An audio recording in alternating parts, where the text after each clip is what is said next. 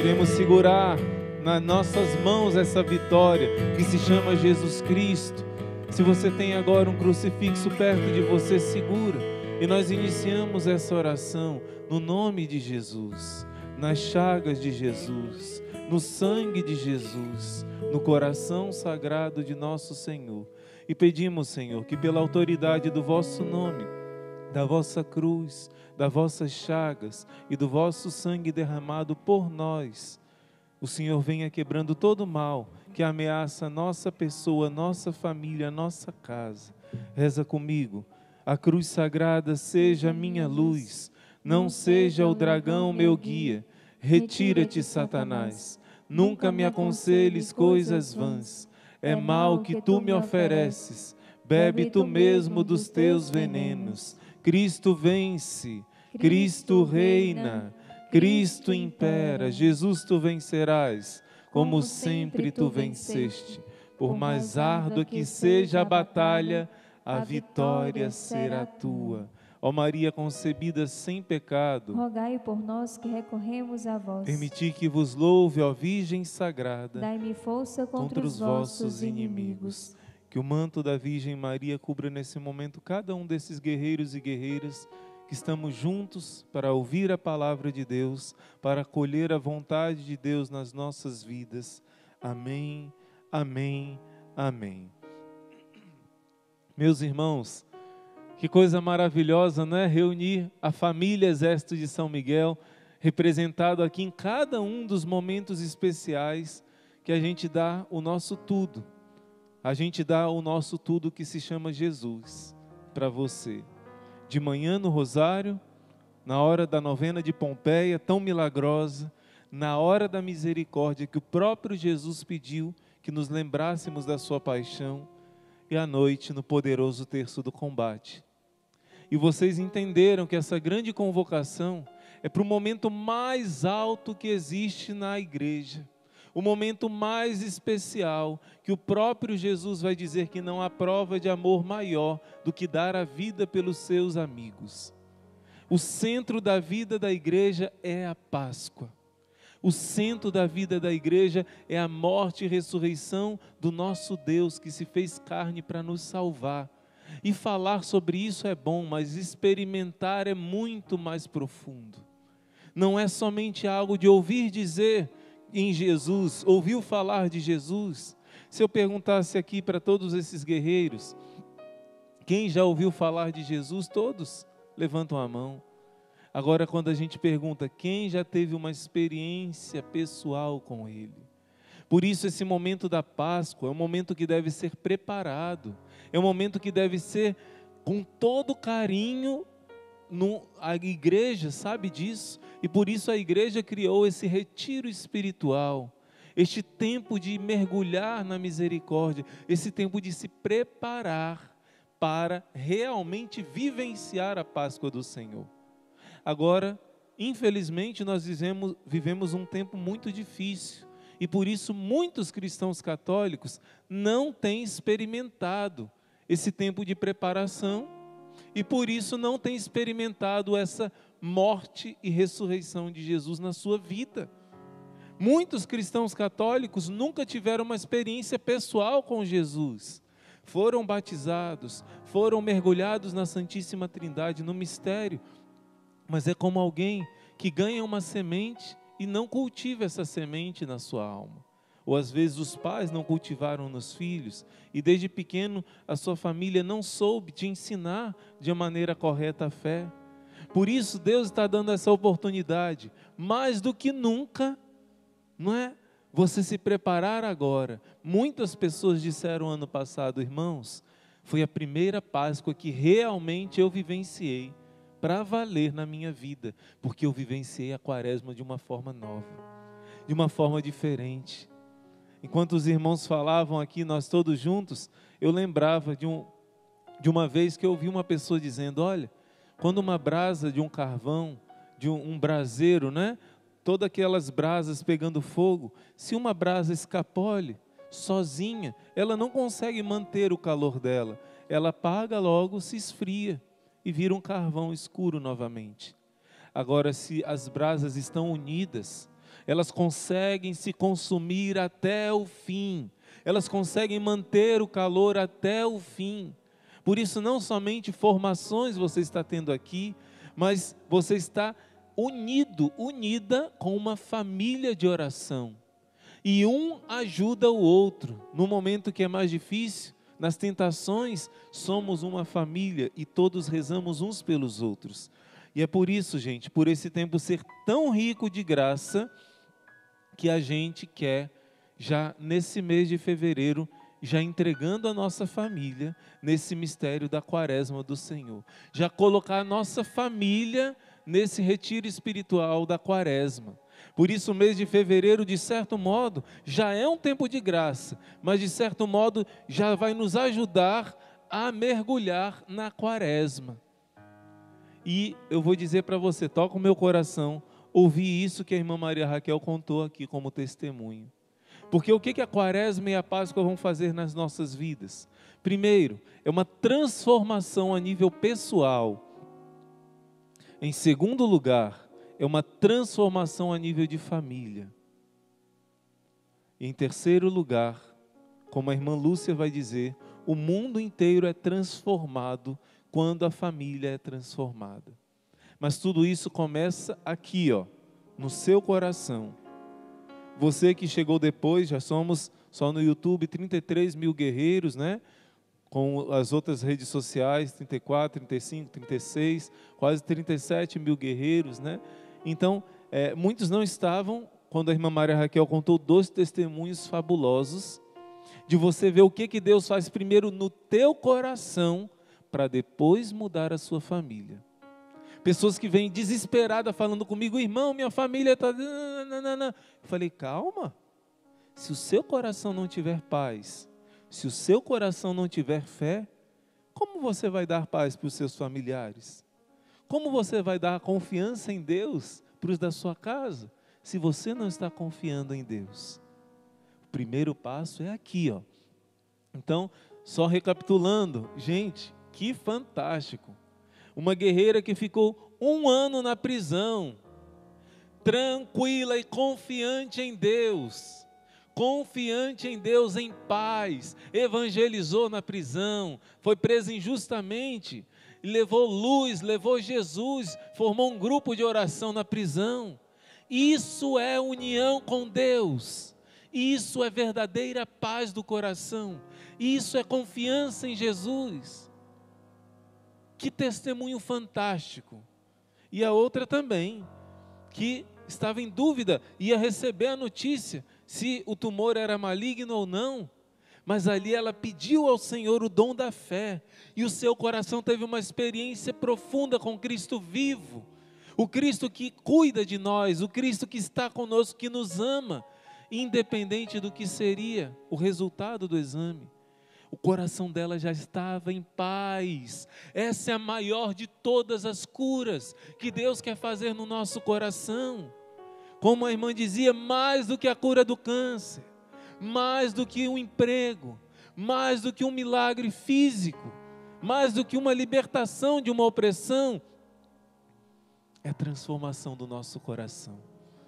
É a gente se abrir para uma fé verdadeira, que tem como fruto o amor, a alegria interior e a paz. Uma pessoa está na prisão e está cheia de alegria. Uma pessoa descobrir que está com câncer, como esta outra, e o seu coração está transbordando de paz e confiança em Deus. Ela disse que nesse período, enquanto esperava o resultado do câncer, ela teve a sua mais alta experiência do amor de Deus. Foi uma felicidade que nunca na vida ela experimentou. Isso Deus quer fazer no seu coração. Deus quer te tornar inabalável. Nós somos fracos, frágeis, mas pela graça de Deus, ninguém vai te derrubar. Nenhuma notícia de câncer, nenhuma notícia de acidente, até de morte, porque até a morte foi vencida pelo nosso amado. E se nós estamos com Ele, até o medo da morte é colocado debaixo dos pés de Jesus. É vencida. E por isso, o Senhor quer preparar o seu coração para que você tenha também uma família santa. Mas olha, gente, para que a gente tenha essa família santa, olha só, tem uma passagem na Bíblia que vai dizer assim, anota aí, Eclesiástico 26. Anota essa palavra. Essa palavra vai falar do marido que teme a Deus, o homem que teme a Deus, vai receber de presente de Deus uma mulher maravilhosa. E isso se aplica do mesmo modo a uma mulher que teme a Deus, vai ter um homem maravilhoso. Vai passar por provações? Todos vamos. Mas o Senhor está prometendo aqui, Eclesiástico 26. Feliz o marido que tem uma mulher excelente, o número de seus dias será dobrado. Uma mulher perfeita alegra o seu marido, ele passará em paz os anos de sua vida. Uma mulher excelente é uma boa sorte dada àqueles que temem o Senhor. Rico ou pobre, tem o coração satisfeito, tem sempre um semblante alegre. Olha só o que Deus está... Como é? Certo. Olha só, meus irmãos, o que Deus está falando como promessa para você e para cada um. Aqueles que temem o Senhor recebem o início da sua família uma bênção. Você quer ter um homem de Deus? Você que é jovem? Você quer ter uma mulher de Deus? O Senhor está dizendo, aqueles que temem o Senhor vão receber como recompensa um cônjuge, um futuro esposo, uma futura esposa, como um presente de Deus. Só que o problema é que a maioria de nós não teme o Senhor já no início da nossa caminhada. Eu ouvi um testemunho há pouco tempo de uma jovem que ela se apaixonou por um outro jovem e eles estavam namorando, caminhando já para o noivado. Se eu não me engano já eram noivos, não tenho certeza. Já há muitos anos de namoro, e este rapaz era evangélico, ela era católica. E teve um momento em que esse evangélico zombou da fé dela, ridicularizou Jesus Eucarístico, nem respeito ele não teve. Isso feriu profundamente o coração dela. Mas o sonho dela de ser mãe, de se casar, de ter sua família, e vendo que nele estava o projeto para formar essa família, ela sofreu muito com aquela palavra. Ele zombou da Eucaristia, disse que aquilo não era nada, e falou de uma forma terrível.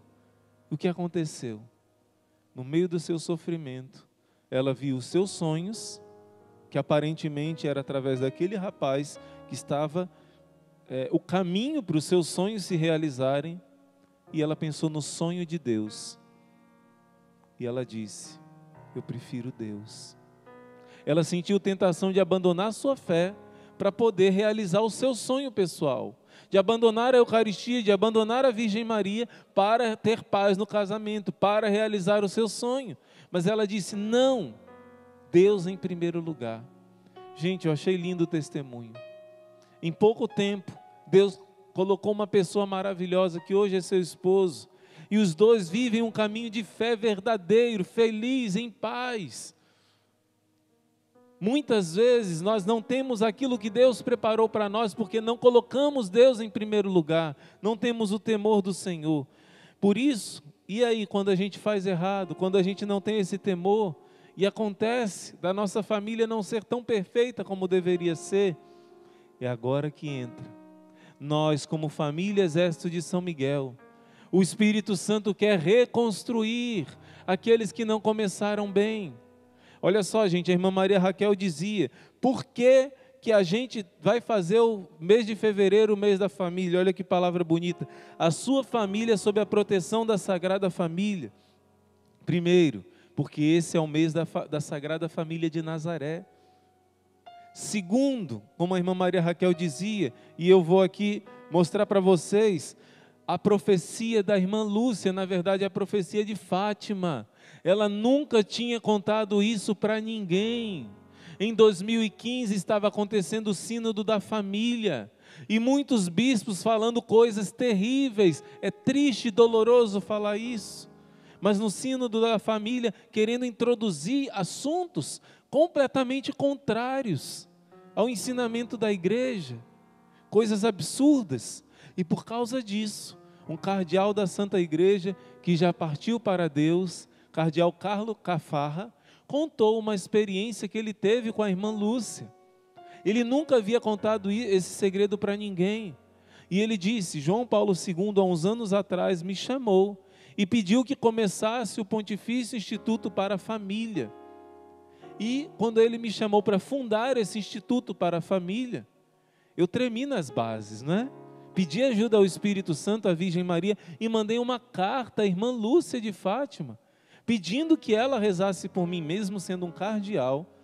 Não eram todos que tinham acesso à irmã Lúcia, precisava ser pelo bispo específico lá de Portugal, e ele, através desse bispo, enviou a carta, e pensou que era só um pedido de oração. Mal sabia ele, que a irmã Lúcia responderia, né? E ela respondeu, gente, uma carta imensa, e dentre outras coisas que ela vai dizer para ele, nesse papel tão importante da família. Olha só, gente, deixa eu ver se eu encontro fácil aqui.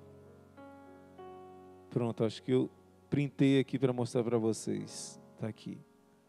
Olha só, dentre outras coisas, nessa carta da irmã Lúcia está escrito que o enfrentamento final entre o Senhor e o reino de Satanás será sobre a família, sobre o matrimônio. As pessoas dizem: irmãos, vocês falam do fim dos tempos. E por que nós falamos desse assunto? A minha experiência com Nossa Senhora em Medjugorje, em todas as aparições, mas a minha especialmente em Medjugorje, em Garabandal, Nossa Senhora anunciava a seriedade, a gravidade do tempo que nós vivemos, mas ela trazia esperança, ela traz paz. Ela fala de um castigo muito grave, como outras aparições aprovadas falam, mas ela fala de paz, de quem confia em Deus. Por isso a gente não pode ser omisso. Se a irmã Lúcia está dizendo aqui que a batalha final entre Satanás e o Senhor é a família e o matrimônio, olha ao seu redor. Veja se não é agora essa batalha final. Veja se não é agora. Gente, isso é muito sério. E ela dizia na carta: não tenha medo, porque quem trabalha pela santidade do casamento e da família será sim sempre combatido e odiado de todas as formas. Sabe por quê? Porque este é o ponto decisivo. Falar sobre a santidade do casamento e da família vai nos fazer ser perseguidos. O mundo diz que existem 1000 formas de famílias, diferente do que a Sagrada Escritura ensina, do que a igreja ensina. E como disse o Papa Bento XVI, Papa Emérito, recentemente, num documento que ele escreveu, o ensinamento de que sempre a família não é algo só da igreja, é algo natural do ser humano. Ir contra a família é ir contra a natureza. E o que acontece? Ela vai dizer ainda, por fim, que Nossa Senhora esmagou a cabeça de Satanás. Então, advertia também, falando com João Paulo II, que este era o ponto central, porque se tocava a coluna que sustenta a criação, a verdade sobre a relação entre o homem e a mulher, entre as gerações, que quando se toca na coluna central, todo o edifício cai. É isso que estamos vendo agora, neste momento, e já sabemos, a irmã Lúcia dizendo isso. A irmã Lúcia dizendo o que Nossa Senhora disse em Fátima. A irmã Lúcia mostrando que este é o tempo da batalha, da grande batalha. E o ponto-chave é a família. E o ponto-chave toca você. E o ponto-chave toca a cada um. Olha para o seu lado. As realidades das nossas famílias, como estão? Talvez você veja, algumas famílias estão em ruínas. Algumas famílias estão começando a ruir. E as famílias que estão inteiras estão na mira do inimigo de Deus, das mentiras desse mundo cruel. E tem pessoas cristãs que estão deixando entrar na sua mente e no seu coração as ideias de Satanás, e quando olha para o lado, sua família está destruída. Olha só, gente, a minha família, minhas irmãs, por exemplo, as duas são casadas, as duas têm 4 filhos aqui nesta terra, mais alguns lá no céu, não é? E, por exemplo, uma das minhas irmãs vieram me visitar, né? Estávamos conversando e eu falando sobre aquela tal de, eu falei DeepNet, aí o filho dela corrigiu, não, é Deep Web, né? Aí o pai disse, o que é isso? Né? Algo terrível, algo da profundeza da maldade que existe dentro da internet. Os pais não sabem. Eu disse para ele, olha, os seus filhos sabem de tudo que vocês não sabem. Então, os filhos sabiam. O irmão Emanuel Maria, há pouco tempo aqui, denunciou aquela série terrível, que fez muito mal para muitas crianças e adultos também, não é? Round 6. Quando eu fui falar com a minha outra irmã, ela disse, eu descobri que os meus filhos tudo assistiram a série todinha. Quando eu descobri, eles já tinham visto tudo. É assim, gente. Está sendo bombardeado sem que a gente perceba, às vezes, debaixo dos nossos olhos. Existem coisas que a pessoa está ouvindo na internet que traz um mal terrível, de várias formas. Não vou aqui entrar em detalhes. Mas se a sua família está inteira, como diz São Paulo, quem está em pé, veja que não caia. Porque está na mira. A mira do inimigo nesses tempos é a família. A mira do inimigo nesses tempos é a família. E se você não teve essa santidade, porque poucos vão pela porta estreita que Jesus ensina. Paulo VI profetizou que se não obedecessem aquilo que ele disse, quando surgiu a revolução sexual, Paulo VI mostrou que as famílias iam ser destruídas, e ele deu uma regra de obediência à palavra de Deus e à igreja, o documento Humanae Vitae. O mundo gritou contra Paulo VI, o mundo acusou Paulo VI. Há pouco tempo o padre contava para nós, num exorcismo famoso, aquele filme Exorcismo da Emily Rose, o nome verdadeiro dela é Anneliese Michel, uma alemã, e nesse exorcismo, essa jovem não foi canonizada ainda, mas foi uma grande santa. Ela ofereceu todo o sofrimento pela igreja, pelos padres, e o demônio ali revelou. Ele disse, se tivessem obedecido o documento do Papa contra a revolução sexual, as famílias não estariam destruídas como hoje. Se você for olhar para a sua história, quem aqui, os dois casaram virgens, o esposo e a esposa? Se a gente for olhar para a nossa história, quem aqui obedeceu os ensinamentos da igreja de rejeitar os métodos contraceptivos? Se a gente for olhar para a nossa história, quem aqui cumpriu a promessa feita no matrimônio? Vocês estão abertos a receber os filhos, todos os filhos que Deus os enviar? E você diz sim. Essa abertura à vida ficou só na promessa. O irmão Manuel Maria me contou um testemunho há pouco tempo de uma maldição terrível que aconteceu em uma família, e eles descobriram qual era a brecha. A brecha era o fechamento à vida. Eu sei que muitos de nós erramos profundamente, e por isso as famílias estão destruídas. Muitos eu sei por ignorância, não estou aqui para acusar ninguém. Deus conhece o nosso coração. Em Oséias 4 está escrito, o meu povo está se perdendo por falta de conhecimento, e por isso nós estamos aqui para falar, não o que nós achamos, mas o que a igreja ensina sempre. E se você não conseguiu antes ter essa atitude dessa jovem que eu contei, percebeu que aquele rapaz que ela estava apaixonada, não ia realizar o projeto de Deus na vida dela, ela quase se decidiu por abandonar a fé por causa dele.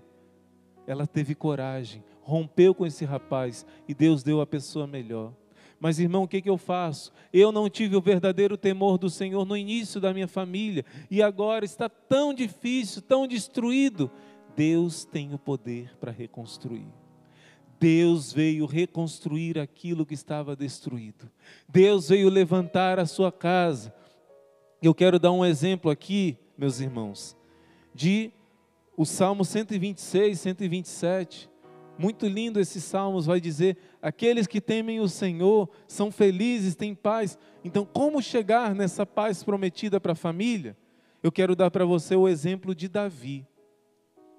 Davi era um homem religioso, como muitos de nós casamos sendo católicos. Alguns iam para a missa todo domingo, mas não obedeciam os mandamentos da lei de Deus, não tinham a intimidade plena com a palavra de Deus, não tinham uma vida eucarística intensa, uma vida de confissão.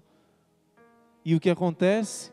Davi tinha uma vida no Senhor, queria agradar ao Senhor, mas Davi deixou no seu coração entrar o orgulho. A Bíblia diz que quando chegou num período que Davi já tinha vencido muitas batalhas, Deus já tinha abençoado Davi, ele reuniu os 2 reinos de Israel, o do norte e do sul. Ele reinou 40 anos, gente, sobre aquele reino. O que aconteceu? Quando Davi já estava no seu auge, ele disse: eu estou bem agora, eu não vou para as batalhas não. Mandou os outros irem para a batalha e ele ficou dormindo em casa. A Bíblia diz que ele acordou tarde, no meio da tarde Davi acordou. Além de não ir para a guerra, deixar os outros só sofrerem, ele ficou em casa. Além de acordar nessa preguiça imensa, tarde, enquanto os outros lutavam, diz a Bíblia que Davi cometeu o pecado da ociosidade. Não tinha o que fazer, ficou só andando, enquanto os outros sofriam e lutavam. Nessa, ele viu uma mulher se banhando, e dizem os santos, quando você trabalha, um demônio te tenta.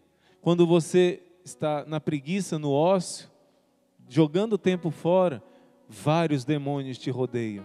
E Davi, na ociosidade, os demônios incitaram ele a olhar para aquela mulher com cobiça, com luxúria, e ele disse: traga aquela mulher para mim.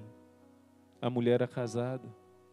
Ele engravidou e por isso trouxe o esposo dela para ele dormir com ela, para não desconfiar que o filho era dele. E o homem era fiel, porque um soldado na batalha não podia se unir à sua mulher, ficava impuro para a guerra. Nenhum soldado podia ter contato com a sua esposa. Era uma abstinência que era obrigatória a ser feita a todos que lutavam. E ele era fiel, e Davi embebedou ele para ele ir para casa, e ele não foi. Por isso Davi mandou matar aquele homem. Davi faltou com o temor de Deus. Davi trouxe a desgraça para sua família. Davi trouxe um mal imenso e parecia não ter mais jeito. Mas sabe o que aconteceu, gente? Quando Davi foi corrigido, Davi teve a humildade de reconhecer que os frutos do erro dele estavam acontecendo na vida dele. E Davi chegou ao ponto de ver, ele viu seu filhinho, aquele que nasceu do adultério, morrer. Depois ele viu um filho seu, Absalão, querendo matar o próprio pai, querendo roubar o reino do seu pai, tomando todo o harém do seu pai. Ele viu seu próprio filho querendo matá-lo, e depois foi morto terrivelmente em batalha, o filho de Davi, Absalão. Davi chorava, enquanto os outros acusavam ele, ele dizia: é minha culpa mesmo. E porque Davi teve a humildade de reconhecer os seus erros, de pedir perdão a Deus, de pedir a misericórdia, sabe o que aconteceu? Teve uma hora que os anjos mostraram que iam castigar a cidade, e ele diz: não, Senhor, é minha culpa, castiga a mim e a minha casa. Davi teve humildade, e nessa humildade ele teve gratidão e amor a Deus. Ele disse assim: eu quero construir uma casa para cultuar o nome de Deus, que teve misericórdia dos meus pecados. Sabe o que aconteceu? O profeta disse: Davi, quem é você, disse o Senhor, para querer me construir uma casa? Se fui eu que te tirei, você era um pastorzinho lá no meio das ovelhas, e tornei o teu nome tão importante em toda a terra. Quem é você para poder construir uma casa para mim? E Deus vai dizer a Davi: eu vou construir a tua casa. Eu é que vou construir a tua casa. E a casa de Davi que ele mesmo quase destruiu. A casa de Davi que teve morte, que teve vingança, que teve discórdia, que aconteceram tantas coisas terríveis na família de Davi. Um irmão que matou outro irmão, e o filho que quis matar o próprio pai, e toda a consequência dos erros dele. Deus prometeu: eu vou construir a tua casa, 2 Samuel capítulo 7. Eu vou construir a tua família, vou reconstruir. Está lá em Isaías 58. Deus vai reconstruir as muralhas quebradas da sua família. E o que aconteceu, meus irmãos? Passaram-se anos e anos e anos e a família de Davi não foi destruída. Todos os descendentes da outra tribo, do outro reino do norte, tiveram mortes, brigas e mudou de família. O rei não era o descendente um do outro, mas de Davi não. Deus cumpriu a sua promessa e os descendentes de Davi, toda a realeza, os filhos de Davi vieram até chegar em Jesus. Mesmo no tempo em que acabou a realeza de Israel, os descendentes de Davi continuaram até que Jesus nascesse da família de Davi. Deus teve o poder de reconstruir uma família que parecia não ter mais solução. E eu quero dizer para você, a maioria de nós não conseguimos, desde o início, ter uma família. Depois, nosso tempo já passou rápido, né? Depois você vai ver, eu peço que você medite o Salmo 126 e 127. Se o Senhor não construir a sua casa, você trabalha à toa. Você se esforça, se sacrifica para ganhar dinheiro, para ter a bênção, mas sem pedir a bênção do Senhor é à toa. E o 127 vai dizer, ao contrário, se você trabalha para reconstruir a sua casa junto com o Senhor, a sua família será a sua alegria. Você acredita que Deus pode fazer isso na sua família, na sua casa? Eu queria que você colocasse aqui no chat. São muitos problemas, não é? Na sua família, muitas lutas. Cada problema diferente, drogas, álcool, doenças, divisões, adultério, 1000 problemas. Eu quero te dizer, neste mês, cada um desses problemas será tocado pela mão misericordiosa do Senhor. Vamos rezar nesse terço do combate. Hoje foi somente um tira-gosto. Hoje foi o anúncio. Amanhã que na verdade começa o mês da Sagrada Família, oficialmente. E será maravilhoso. Prepara o seu coração.